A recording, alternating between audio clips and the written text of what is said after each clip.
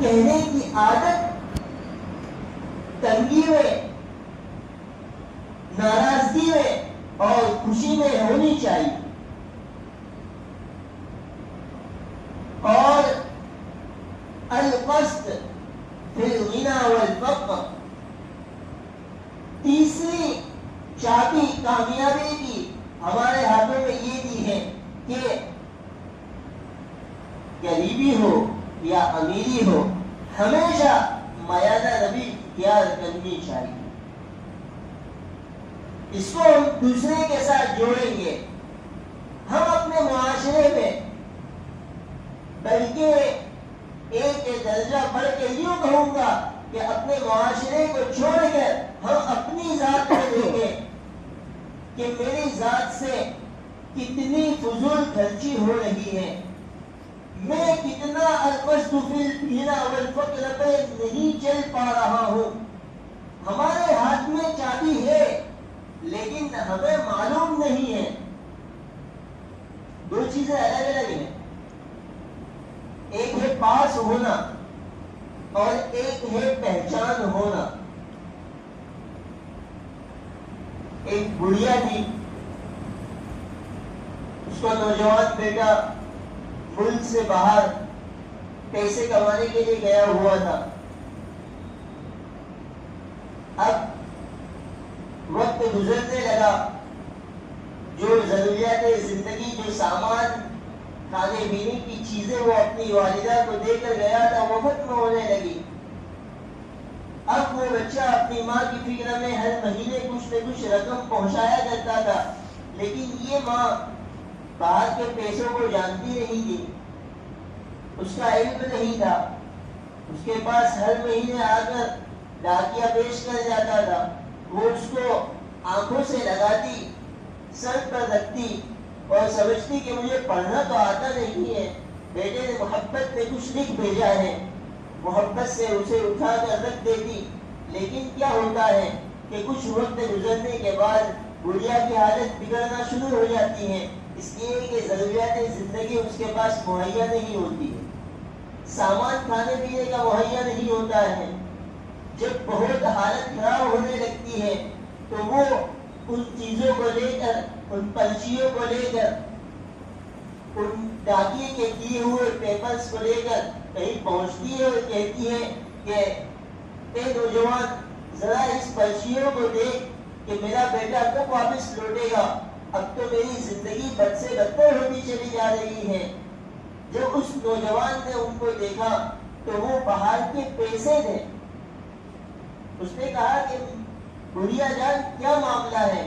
کہا میرا بیٹا اتنے وقت سے باہر گیا ہوا ہے لیکن میرے پاس کچھ بھی نہیں ہے، اب میری زندگی تنگ ہوتی جا رہی ہے. اس نے کہا کہ آپ کا بیٹا ہر مہینے آپ کی فکر میں کچھ پیسے بھیجا کرتا ہے، یہ باہر کے پیسے ہیں.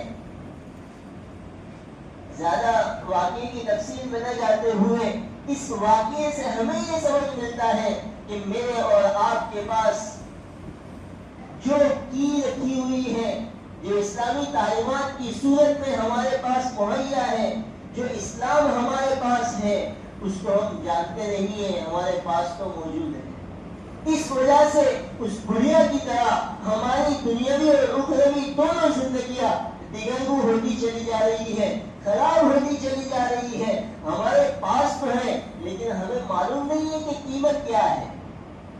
لہذا اس بڑھیا کی طرح ہم بھی نکلے اور کسی کے پاس جائے اور کہے کہ یہ پیپرز کیا ہے، ہمیں نہیں معلوم، کم از کم سمجھا دیجیے. لہذا ہمارے اپنے معاشرتی زندگی کے اندر ہمیں یہ دیکھنا ہے کہ ہم کتنی فضول خرچیات میں مشغول ہیں.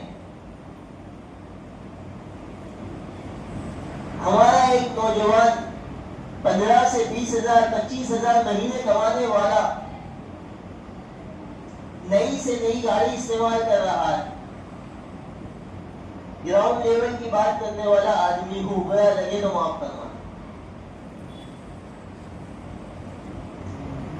بنگلوں کے اور فیکٹریوں کے مالک کی طرح 15-20 ہزار کمانے والا ایک نوجوان اپنے شوق پورے کر رہا ہے. ایک نوجوان کا فون آیا، کہا مولانا بہت تنگی محسوس مایوس ہو رہی ہیں، کام کچھ مل نہیں رہا ہے، سوچ رہا ہوں کہ کسی سے کچھ رقم قرض کے طور پر لے کر اپنا کاروبار شروع کروں۔ میں نے کہا اللہ کے بندے قرض مت لے، کام کر لے کہ کچھ وقت کے لیے کسی کا وہاں کام کر لے، اس جمع پیسوں سے پھر اپنا کام شروع کرنا۔ کہا مولانا خرچے بہت ہیں۔ اس کے حالات سے واقف تھا۔ میں نے کہا کیا خرچے ہیں؟ گھر پہ تو کچھ دینا نہیں ہے۔ کہا مولانا 4500 روپے کا گاڑی کا ہفتہ ہے اور 5000 روپے تو جیب خرچ کے لیے چاہیے، کمانے کے لیے 1 روپیہ نہیں ہے، اور خرچے 5000 جیب خرچ ہے اور 4200 روپیہ گاڑی کا ہفتہ ہے۔ اب یہ القصد بالغنى والفقر سے ہٹی ہوئی بات نہیں ہے تو کیا ہے؟ ہم نے اپنی زندگیوں کے اوپر تالے نہیں لگائے تو کیا ہے؟ اگر ضرورت گاڑی کی ہے تو ہم سیکنڈ ہینڈ گاڑی خریدنے کے لیے تیار کیوں نہیں ہے؟ ہمیں کیا ہو گیا ہے؟ ہمیں کس نے روکا ہے؟ ہم نے کیوں اپنے آپ پر بوجھ لادے ہوئے ہیں؟ اب یہ قرض میں، قرض سے لون میں، لون سے سود میں، سود سے اللہ کی طرف سے اعلان جنگ میں۔ ہماری پریشانیوں کا حل ہمارے اپنے پاس ہے۔ قرض سے قرض، قرض سے قرض، پھر لون۔ اور خدا معاف فرمائے مسلمانوں، لون میں مت پڑنا، سود میں مت پڑنا۔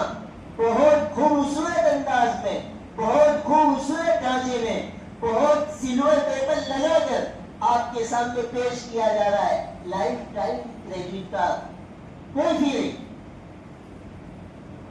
زیادہ تفصیل میں جانا نہیں چاہتا ہوں۔ آپ کو کوئی فیس ادا نہیں کرنی ہے، آپ جتنا استعمال کریں اتنا ادا کر دیجیے۔ انہیں معلوم ہے، انہوں نے اسٹڈی کر رکھی ہے، او بھولے بھائی مسلمانوں آپ کے اسلام کے اوپر حملہ ہے، لیکن سمجھو تو ہے ورنہ کچھ نہیں۔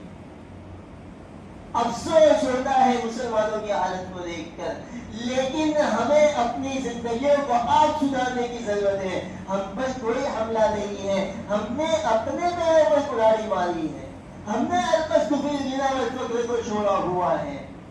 ہماری شادیوں میں فضول خرچیاں ہوتی چلی جا رہی ہیں۔ گھر میں 4 افراد ہیں، ایک مرد ہے، اس کی شادی کرنی ہے، 4 بھائی ان کی شادی کرنی ہے، 5 لوگ کما رہے ہیں، ایک شادی ہوئی، سب بیلنس زیرو۔ سورت کی ایک جماعت کو مبارکباد دینا چاہوں گا، انہوں نے قانون بنایا ہمارے پورے سماج میں، پوری جماعت میں کوئی منگنی کی رسم ادا نہیں کرے گا، جو کرے گا اسے 2 لاکھ روپے دنڈ جماعت میں وصول کرنے پڑے، جمع کرنے ہوں گے، اور 3 سال تک اس پورے گھر سے پوری جماعت کا بائیکاٹ کیا جائے گا۔ میں نہیں کہتا ہوں کہ اتنے سخت آپ قانون بنائیے، لیکن اپنے آپ میں سوچنے کی ضرورت ہے۔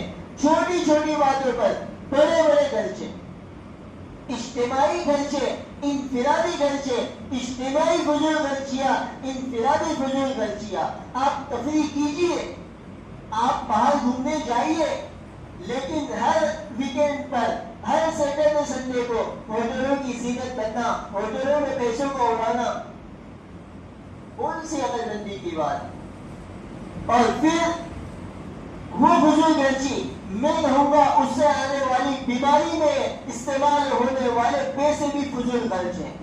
آپ کہیں گے کیسے بیمار حیثیت نہیں کر سکتے؟ نہیں، سبب مرض، یہ مرض جس سے پیدا ہوا ہے اس کا سبب فضول خرچی ہے، لہذا یہ بھی فضول خرچی میں لاتے ہیں۔ باہر کا کھانا کھائیں گے، پھر بیمار ہوں گے، ہسپتال میں جا کے پیسے برباد کریں گے، یہ بھی فضول خرچی میں لاتے ہیں۔ اپنی زندگی کو سادہ بنائیے، اور یہ پیدا ہو سکتا ہے جبکہ التقوی فی السر والعلن، اللہ تبارک و تعالیٰ کا ڈر سامنے رہے گا تو پھر یہ چیزیں ہماری زندگی میں داخل نہیں ہو سکتی۔ لہذا 3 چیزیں اللہ تبارک و تعالیٰ کی جانب سے محمد رسول اللہ صلی اللہ علیہ وسلم کے ذریعے سے ہمیں دی گئی ہے کہ اللہ کا ڈر ہونا چاہیے، حق گوئی ہونی چاہیے، اور میادہ روی ہونی چاہیے۔ زندگی کے ہر شعبے میں میادہ روی سے کام لیجیے۔ جس کو ہماری 1.5 زبان میں یوں کہا جاتا ہے جتنی چدر ہے اتنے ہی پیر پھیلایا کرو. لہذا اس کو اپنے سامنے رکھنے کی ضرورت ہے. تو ہماری زندگیوں کے اندر کچھ کامیابی کچھ آسانیاں پیدا ہوگی اور پھر اس سے ہماری زندگیاں بھی آسان بنے گی اور ہمارا تعلق اپنے رب سے بھی مضبوط ہوگا. ہمارے اوپر قرض ہے کیا نماز میں ہمارا دل لگے گا. ہمارے قرض فی السبیل والعلم کو فی الفقر والغنی کو اختیار کریں گے بیان نبی سے چلتے رہیں گے تو پھر ہمیں اللہ سے قریب ہونے کی توفیق بھی میسر ہوگی اور پھر اللہ کا ڈر بھی میسر ہوگا اور پھر اللہ کی رضامندی بھی میسر ہوگی جو میرے اور آپ کی زندگی کا مقصد ہے. اللہ تبارک و تعالی ہمیں ایسی زندگی گزارنے کی توفیق عطا فرمائے کہ وہ ہم سے راضی ہو جائیں. آمین و آخر دعوانا الحمدللہ.